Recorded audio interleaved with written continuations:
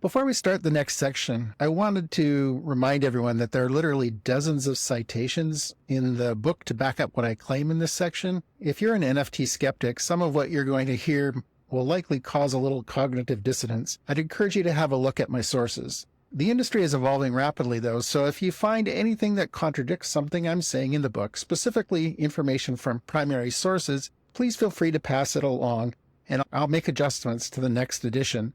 It's really important to me that as we move forward, any policy around NFTs is actually based on verifiable facts. So without further ado, here we go. Part 2. Navigating the Concerns. Acknowledge the Negative.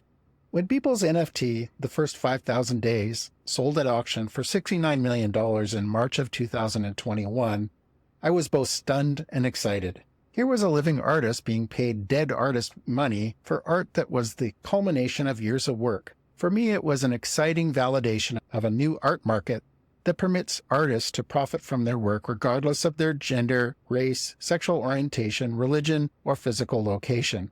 The sale represented an art industry reset where a relative unknown from Wisconsin could extract money from the mega-rich and feed his family and community in perpetuity. Chalk went up for the little guy. It made me happy. And then I went online. Instead of being celebrated as a win for artists, it was the end of the world.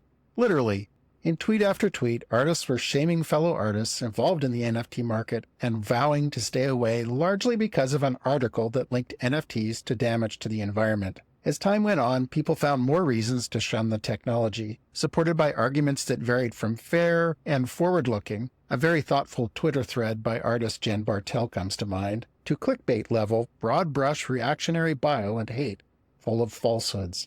And the NFT industry was listening. As I stated earlier, virtually all of the initial concerns about NFTs have now been addressed, can be addressed, or could be addressed. It all comes down to how you execute your NFT strategy. In this section, I'll talk about some of the initial points of controversy and offer some potential solutions that will enable you to offer ethical NFTs. My framework for assessing the ethics of NFT involvement is built around the following questions. 1. Is there actual harm resulting from the concern? 2. Is there a way to directly and positively address the concern?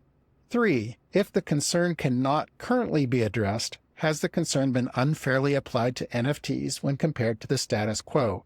i.e., do existing options have the same or worse concerns? 4. If I am against something about NFTs, what am I implicitly supporting? And 5.